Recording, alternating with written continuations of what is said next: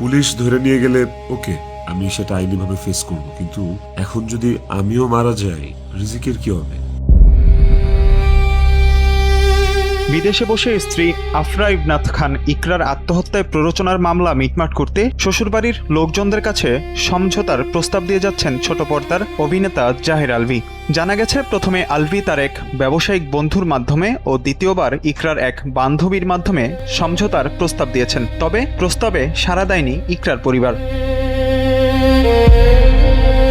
চলতি বছরের ২৮ ফেব্রুয়ারি মিরপুরের ডিওএইচএস এর বাসায় গলায় ফাঁস দিয়ে আত্মহত্যা করেন ইকরা। তার মৃত্যুকে ঘিরে দাম্পত্য জীবনে স্বামী আলভীর পরকীয়া ও অমানসিক নির্যাতনের অভিযোগ সামনে আসে। পরে গত ১ মার্চ মেয়ের আত্মহত্যায় প্ররোচনার অভিযোগ এনে ইকরার বাবা কবির হায়াত খান রাজধানীর পল্লবী থানায় একটি মামলা দায়ের করেন।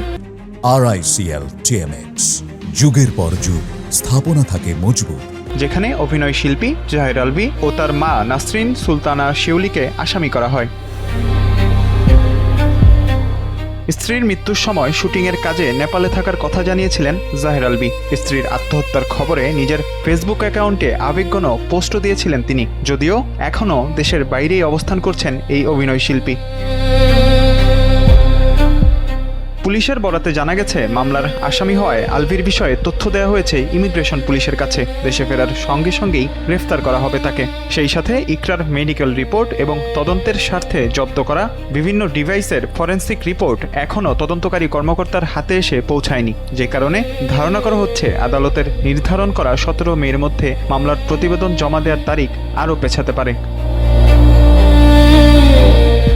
আলভী নিজেই ২ দফায় আলোচনার প্রস্তাব পাঠিয়েছেন এমন তথ্য জানিয়ে ইকরার বড় মামা তানভীর আহমেদ জানান, এটা আলোচনার বিষয় নয়। আইন যদি আলভীকে দোষী সাব্যস্ত করে তাহলে শাস্তি পাবেন তিনি। সামাজিক যোগাযোগ মাধ্যমে নানান মিথ্যা তথ্য ছড়ানোর অভিযোগে আইনি পদক্ষেপ নেবেন বলেও জানান ইকরার মামা। ইন্টারনেটের মাধ্যমে জাহির আলভীর সঙ্গে যোগাযোগ করা হলে তিনি দেশের বাইরে রয়েছেন বলে জানান। আপাতত এসব বিষয়ে কোনো কথা বলতে চান না জানিয়ে এ সময় আলভী বলেন, দেশে ফিরলেই সব প্রশ্নের উত্তর দিবেন তিনি।